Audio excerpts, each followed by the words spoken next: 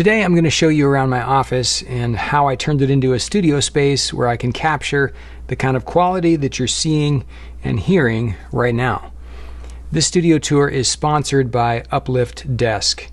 I've been using their desks in my one-button studio builds for years, and I liked them so much I ended up getting one of my own for everyday use. I built my studio with the UPLIFT Desk as the foundation. The lights, monitors, speakers, microphone are all desk mounted, so no matter what height I move the desk to, everything follows. Putting a treadmill under my desk was the best productivity hack ever. I can get in my steps while working. I'm delighted with the butcher block style desktop that I got, as I love the look of natural wood. The desk controller has 4 preset buttons. I only use 2 positions, one for sitting and one for standing. A big improvement in the UPLIFT version 3 desks is the flex mount cable manager. I really appreciate how easily it hides a ton of cables and power bricks. The underside of my desk was a complete catastrophe before I got this.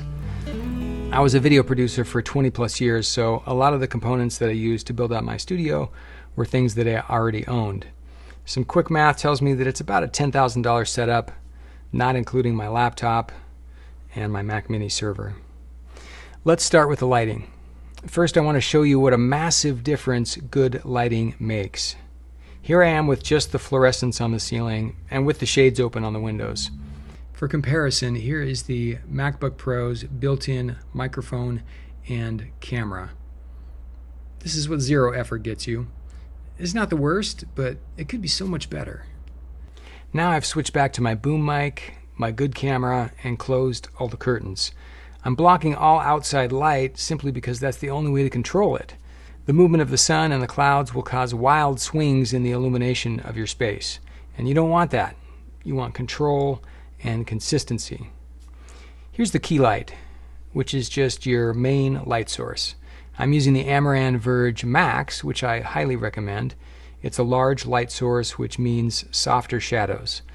Its thin profile means that it takes up very little space. This is a bit too dramatic for everyday use, so I'm going to add a fill light.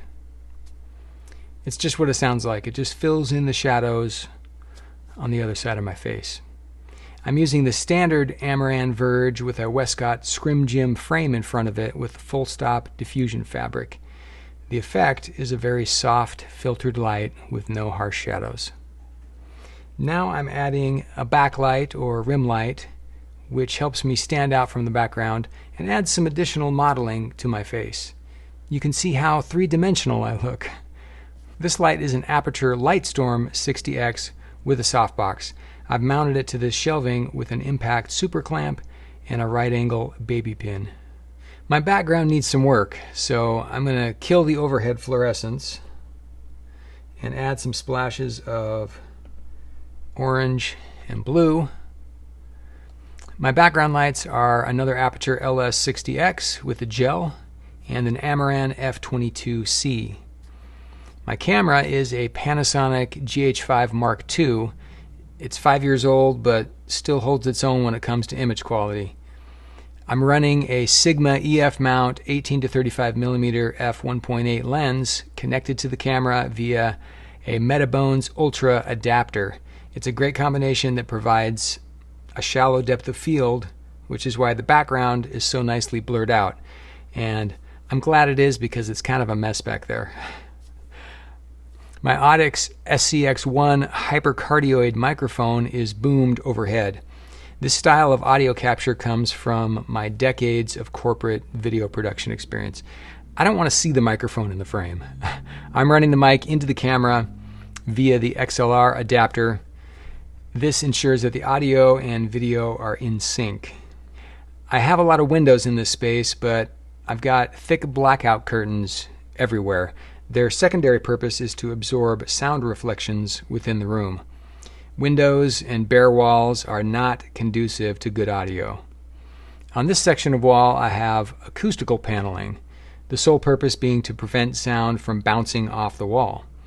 If sound is allowed to bounce around the room, you end up with those reflections reaching the microphone at different times. This is what creates the dreaded tin can effect.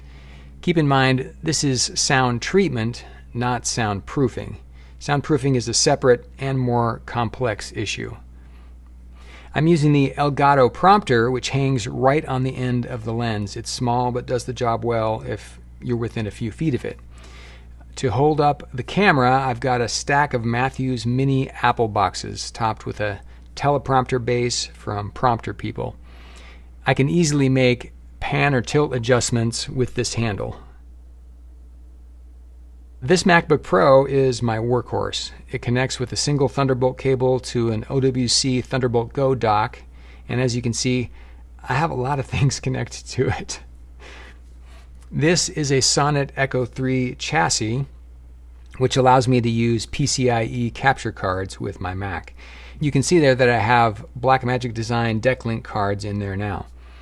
That's how I bring my camera signals into Zoom or MimoLive. This Promise Pegasus R6 hard drive array is a holdover from my days as a video producer. Amazingly, after 15 years, it still works with a brand new Mac. Unbelievable.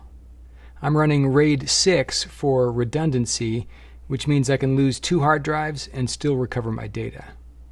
For my sound system, I'm using a pair of Audio Engine 5 Plus speakers. Shout out to the B&H used department. I had a 12-inch automotive subwoofer sitting around, so I hooked it up to an amp with a 12-volt AC adapter, plugged it into my speaker output, and now I've got a nice beefy low end. Sometimes you just need to rock out. I set up a small server rack on the floor for a few different reasons. Number one, it covers up the internet router, switch, and cables on the wall. Number two, it's a good place to park the amp for the subwoofer. And number three, it's a good spot for this Mac Mini that I'm using as an automation hub and as a bonding router.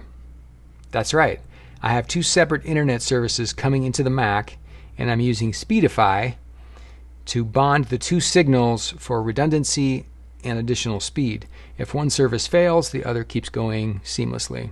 There are times when I'm Zooming with a customer and I want to show them the one-button studio. In that scenario, I launch MimoLive so I can switch between my 2 cameras and the output of the one-button studio.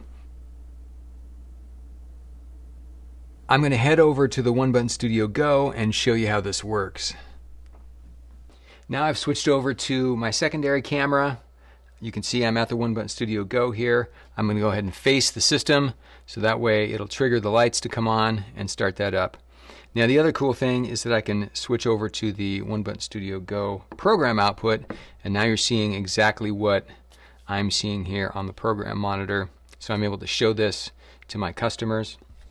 Now the cool thing is I'm doing all this switching on my iPhone.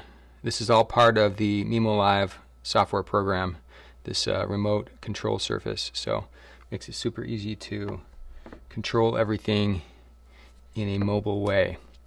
So as far as this system goes, you can click through your slides.